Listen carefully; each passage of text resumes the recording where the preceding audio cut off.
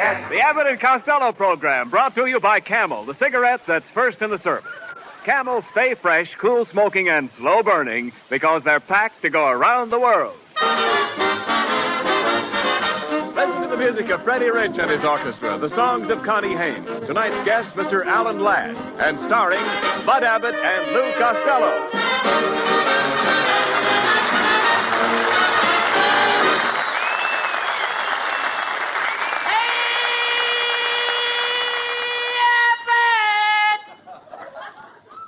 Why am I rich? I'm rich. What do you mean? Ooh, I'm a millionaire. Calm down, Costello. What's this yelling all about? What do you mean you're a millionaire? Well, it's true, Abbott. My Uncle Oscar just died and left me all his money in his will. You mean you're his beneficiary? Yeah, because...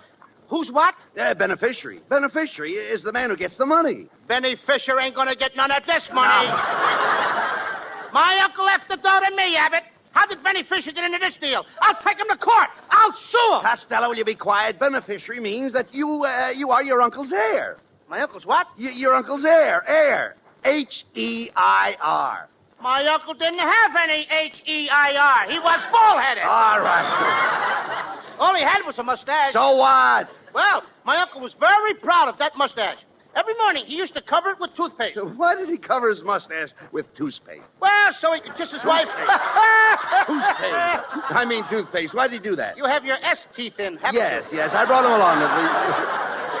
Ladies and gentlemen, we will start back again. Why did he cover his mustache? With toothpaste. Toothpaste. Now, let's have it. Go ahead. Why did he cover his mustache with toothpaste? Yes. So he could kiss his wife goodbye and brush her teeth at the same time. Oh. Come on.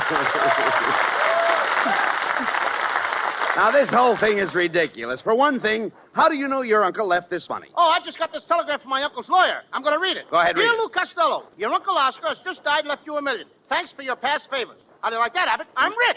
I'm going to take everybody out and buy them a multi-milk. A multi-milk? Yeah, because I'm a multi-millionaire. Oh, don't be crazy. And by the way, Costello, you never told me about your Uncle Oscar. Where did your uncle live, Costello? Oh, he lived in England. Everybody knew my Uncle Oscar in England. He used to walk around with a pocket full of shillings. Shillings? No pence? Sure he had pence. What do you think, he can walk around in his underwear? Oh, never mind. Forget your uncle's underwear, please. Oh, well, don't you think it'd be a little drafty? Now, look, Costello, now that you've inherited $1 million, what are you going to do with all that money? Well, I'm going to use half of the money to buy bonds. Swell. That's what everybody should do. That's swell. And then with the other half, I'm going to buy a radio station.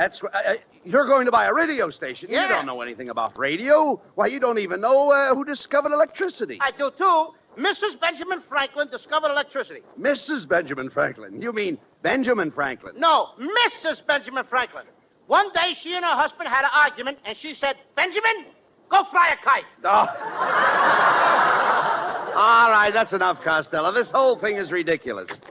Well, hello, fellas. Oh, it's Ken Niles. Say, Bud, what's that fat boy looking so happy about? He looks like the cat that just swallowed a mouse. If I was a cat, you're one rat that wouldn't be. Running around loose. All right.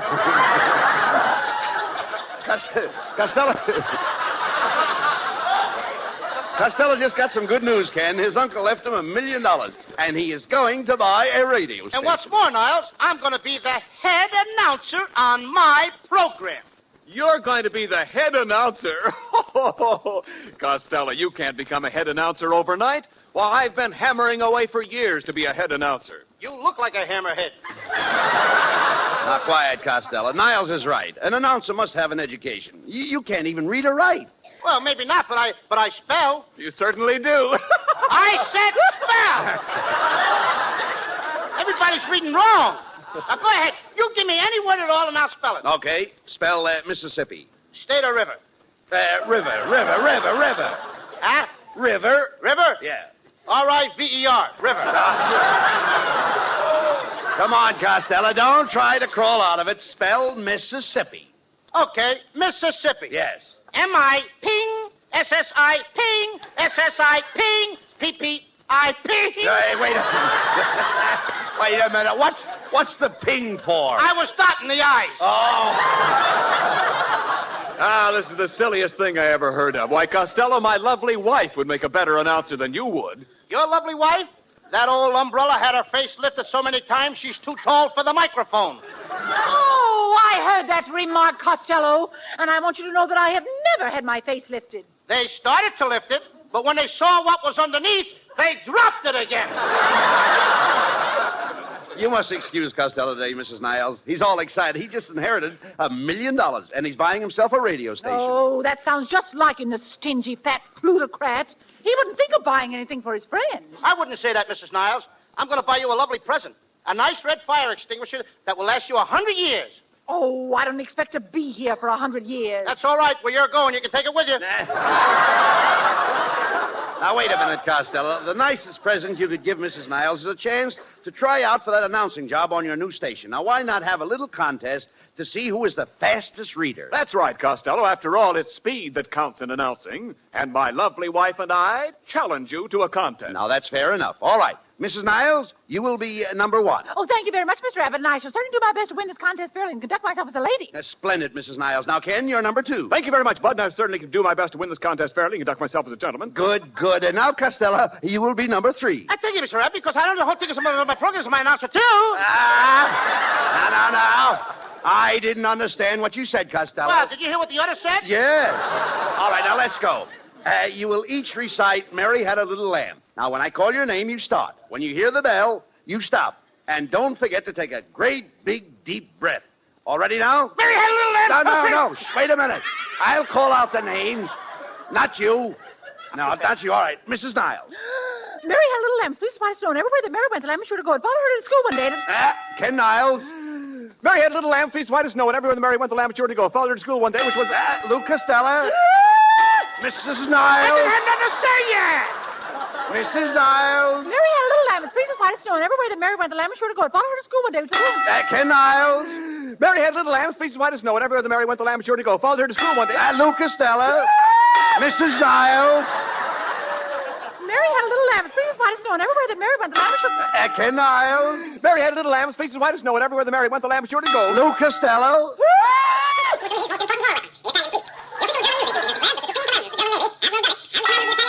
The winner, Luke Costello.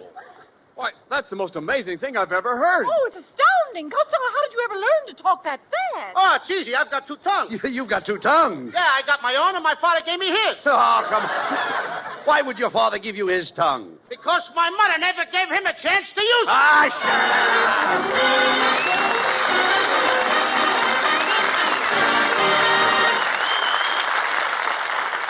Closest to our major bases to Japan is Dutch Harbor on Unalaska Island in the Aleutians. To Americans at Dutch Harbor, to United States bases and outposts throughout the world, go Camel cigarettes. By the million, by the ton. For Camels are first with men in all the services according to actual sales records. And of course, fresh Camels in the Aleutians mean fresh Camels for you, too. Yes, your Camel cigarettes stay fresh, cool smoking and slow burning because they're packed to go around the world. Today, more people want Camels, both at home and overseas. More people want the fresh cigarette, the cigarette with more flavor. So remember, if your store is sold out, Camel cigarettes are worth asking for again. A-M-E-L-S. Camel cigarettes. Camel standard of costlier tobaccos is the same for soldier, for civilian, anywhere in the world.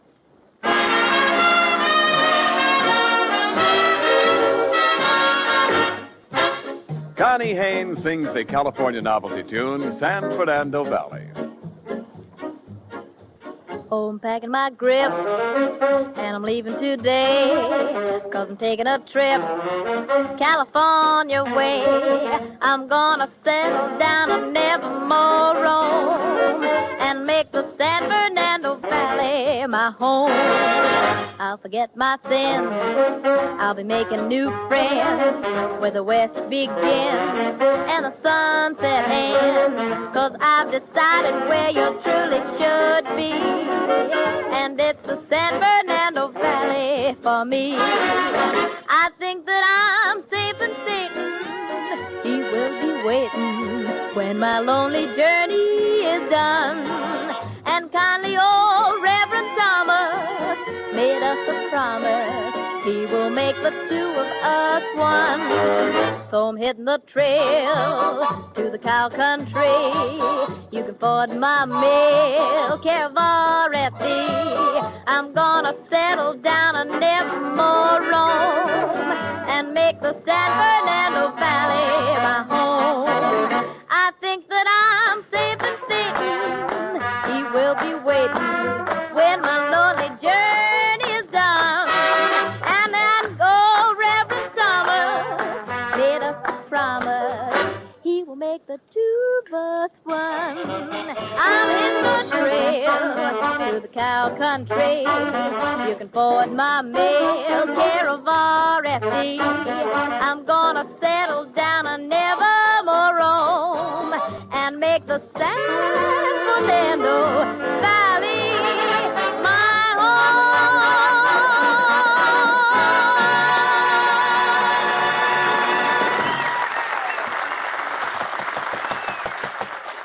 Come in.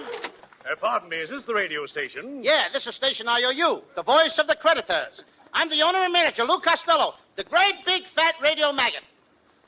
My name is Pentley P. Crinklemeyer of Crinklemeyer and Ingersoll. Where's Ingersoll? He's doing time. I'm thinking of buying a program on your station. I'm in the cracker business. Ha, ha, ha. You look like the crummy type. Ha, ha, ha. Costello, take it easy. You need the business. Yes, Mr. Costello. You see, I'm a very successful man. I manufacture Crinklemeyer's crispy, crunchy, crackly, crunkly, crinkly, cratchy, critchy, coochie. I make biscuits. And you do it the hard way, too. Quiet, Costello. What kind of a program did you wish to put on, Mr. Crinklemeyer? I want a program that will sell Crinklemeyer's critchy, cratchy, crinkly, crankly, crookly, clackly, crickly, crackly, croaky, crackly. You want to sell biscuits? Young man, you took the words right out of my mouth. You mean I took the biscuits right out of your pan? That's it, young man. You make the cracks and I'll make the crackers. Ha, ha, ha. And now I'd like to have you meet a young chap who's going to help put on my program. Meet my announcer, Oliver Storchy. How do you do? Hello. This guy's a radio announcer? Well, I suppose you like your own announcers, but I thought you might like to put one more on. And he's the moron who can do it, too. All right. Let the boy read something for us, Costello. Go ahead. Let him read something. Oh, yeah, I'm wonderful. Simply marvelous. I'll get a load of this. Good evening, everybody. Hello, this is Oliver Storcheese bringing you the Crinklemeyer Cracker program from Hollywood. Ladies and gentlemen, you have just been listening to a coast-to-coast hiccup. Oh, so that's the way it is.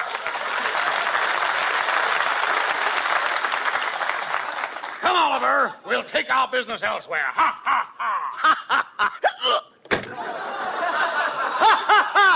All right. Costello, listen, that's no way to run a radio station. You're chasing all the customers away. All right. Just a minute. I'll open the door. Never mind. I'll walk through it.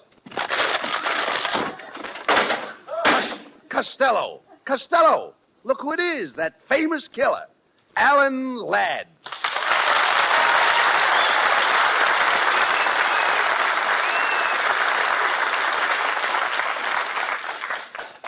Hey, which one of you fellas is Costello? It's, the little fat one. Me. I'm Costello. Oh, you, huh? Listen, fatty, I understand you just inherited $1 million. It's all right. You got me. Go ahead. Take my money. Pull out your gun. Go ahead. Shoot me full of holes. Go on. Make me look like Swiss cheese. Go ahead. Hey, wait a minute. What are you talking about? I don't even carry a gun. Oh, gun is too noisy, huh? You got a knife. Mm-hmm. Got a knife, huh? Go ahead. Do something to me. Go on, stab me. Cut me to ribbons. I got on clean underwear. I'm ready to die. Costello, Alan Ladd doesn't want to kill you. If he does, I'll never talk to him again. Oh, look, I don't want you to die. I hope you live to be 150 years old. Oh, you want me to be an old man, 150 years old, with a beard? I'll trip over my beard, fall into the street, get run over by a truck, then you'll want to take me to a hospital. No. He wants you to be healthy so you can go to work. Oh, fine. I never met the guy before. An old man, me, 150 years old, he wants me to go to work. What does he care? Okay, don't go to work. Oh, no, he won't let me work. Wants me to starve to death. Now, look, wait a minute, please. No one wants you to starve to death. No, eat steaks. Eat big, juicy steaks. How do you like that? 150 years old, not a tooth in my head? He wants me to eat steak. Listen, Costello, if it'll make you happy, I'll carry you around in my arms. Now he's trying to make an invalid out of us. Costello, quiet. Stop all this nonsense and arguing with Alan Ladd. Give the man a chance to talk, please. Yeah, that's right, Costello. I merely heard that you were starting a radio station. I came over for a job. You want a job in my station? Well, what would you do? Well, I always wanted to be one of those fellows who steps up to the microphone and says, Men, a new shaving cream has hit the market. It is called Reverso. Reverso does away with shaving of any kind. It makes the whiskers grow inside your mouth. All you have to do is bite them off. Remember Reverso. Spelled backwards, it reads Azerva, which makes it harder to remember. Say, Costello, this Alan Ladd is pretty good. Yes, not bad for a lad. Hey, listen, but I think his voice is a little... I think his voice is a little too loud. Try it a little farther away from the microphone, Alan. Oh, you mean like this? No, you're still too close. Step back a little farther. Well, how's this, Costello? No, step back just a little farther. Oh, but I'm up against the wall now. Oh, you are? Well, open up those French windows and step out on that balcony. Okay.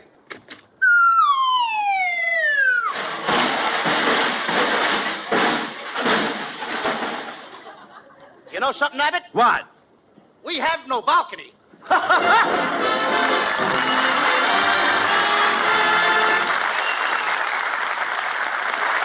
Now the flying trapeze broke and left the daring young man as flat as a pressed pleat.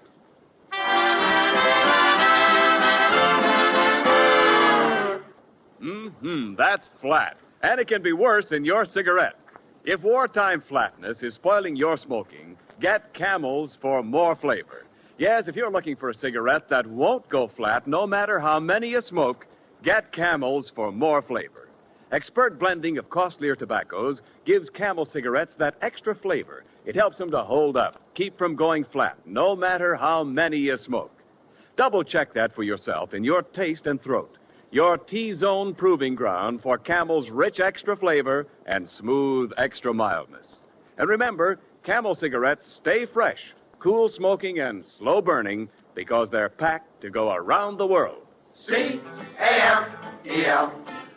Camel cigarettes. They're first in the service. They've got what it takes.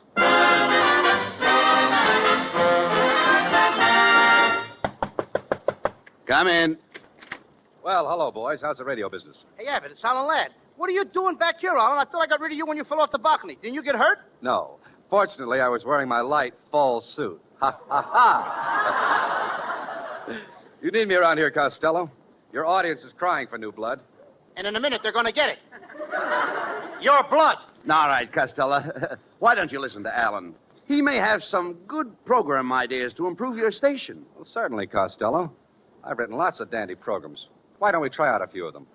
For example, those all-night record shows are very popular. You fellas help me out and we'll try one right now, huh? Well, what are we waiting for? Let's listen to the music.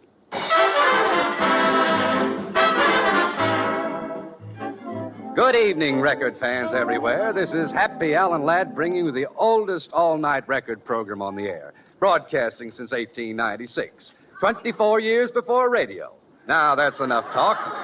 We start off our uninterrupted dance music with a recording of Mexicali Rose, played by Freddie Snitch and his Los Angeles River washouts. Here it is, Mexicali Rose.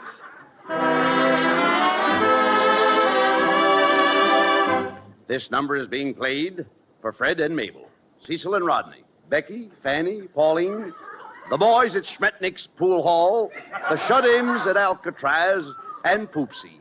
I know you all want to dance, so back to the music. Attention, all men over 95. Are you taking care of your tooth? Do you use pink toothpaste to suffer from white toothbrush? When you smile, does your tooth stand out like a limer bean in a barrel of tar? Then try Dr. Fangbuster's toothpaste, the only toothpaste containing grit, sand, and gravel. To receive a free tube of this toothpaste, do not send in an empty tube. Just send in your tooth. Remember Fangbuster's toothpaste for sparkling gums. And now, back to the music.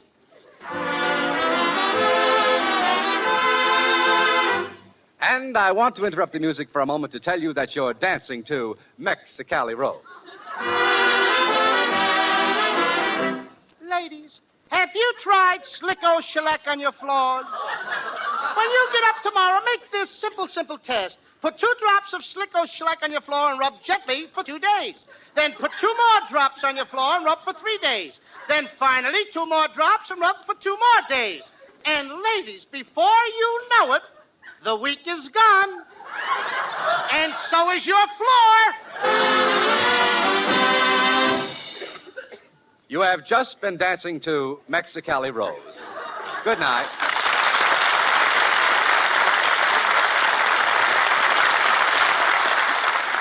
Say, Alan, that was great. Yeah, they were, Alan. Got any more of those kind of programs?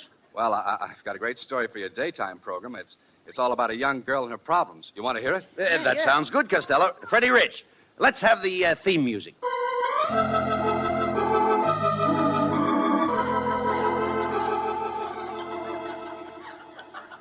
The makers of Grow Fuzz Hair Tonic present another episode in the true life story of Blossom Fink, girl street cleaner. But first, listen to what a satisfied user has to say about Grow Fuzz. Go ahead, Mr. Schnook. My wife was disappointed in me because I didn't have any hair on my chest. So I bought a bottle of Grow Fuzz. And now, after one application, you should see the hair on my chest. I don't wear a shirt anymore. I wear a fascinator.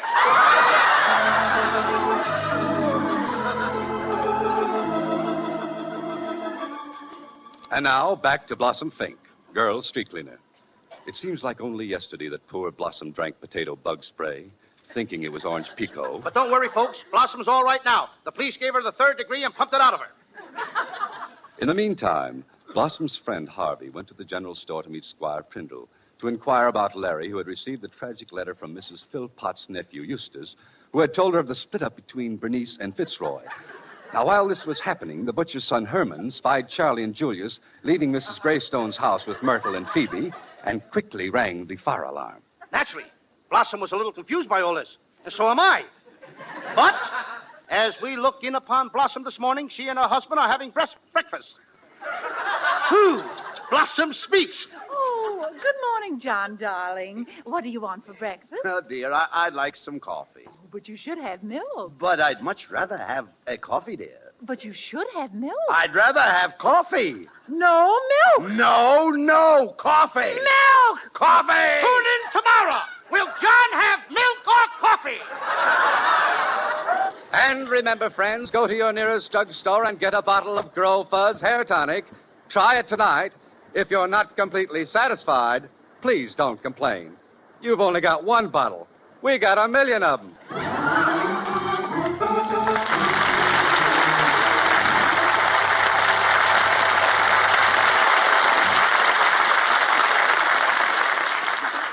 Costello, that's the greatest radio story I've ever heard. You're right, Abbott. Hey, look, Alan, I'll buy the whole works from you. What do you say? Okay, Costello. That'll be $10,000. Cash on the barrelhead. And I'm just the barrelhead that's got the money. Now, Alan, just listen to this telegram. I want to show you that I really got a lot of dough. Now, get it. Dear Lou Costello, your Uncle Oscar has just died and left you $1 million. Thanks for your past favors. Hey, wait a minute. Let me see that telegram. Okay. Oh, I thought so. You read it wrong. Oh, no. You haven't got $1 million. You haven't got a cent. What do you mean? Here, I'll read this telegram for you.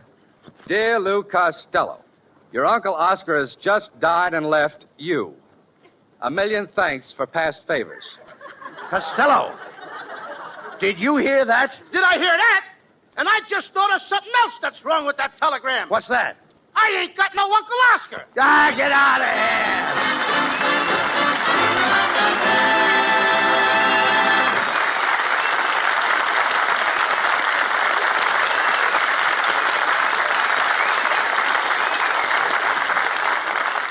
Abbott and Costello will be back in just a moment. Thanks to the Yanks of the Week.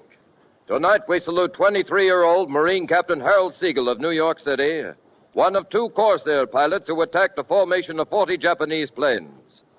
First he shot a Zero's tail off, and then his companion, following through, with 4 Japs firing at him, he dove and blew up another, continuing on down to smash a third.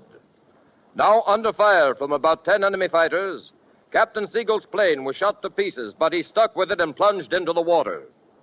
Next morning, he was rescued by a destroyer. In your honor, Marine Captain Harold Siegel, the makers of Camels are sending to our Marines in the Pacific 300,000 Camel cigarettes.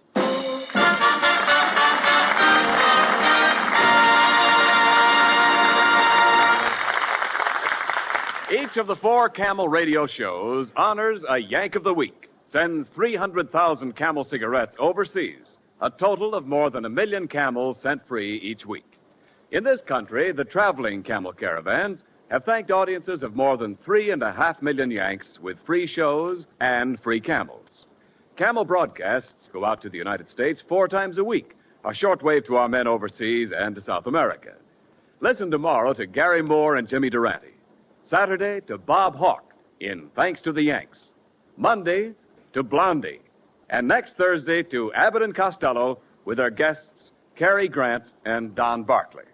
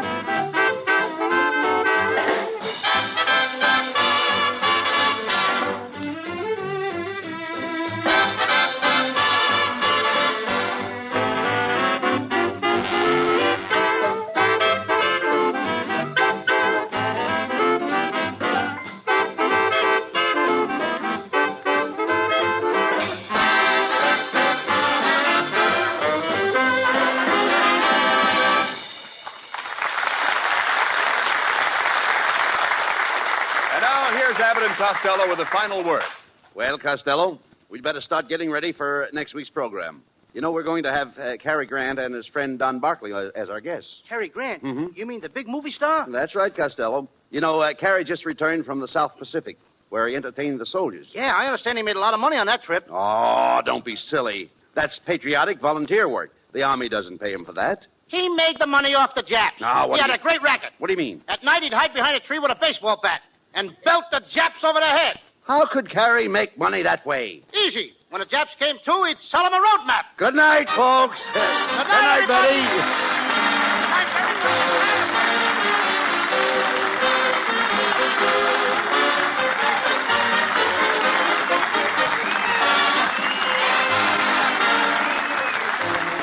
Be sure and tune in next week for another great Abbott and Costello show with our special guests, Cary Grant and Don Barclay. Alan Ladd appeared tonight through the courtesy of Paramount Pictures, producers of The Miracle of Morgan's Creek. And remember, get Camels for more flavor. If you're looking for a cigarette that won't go flat, no matter how many you smoke, get Camels for more flavor. This is Ken Niles wishing you a very pleasant good night from Hollywood.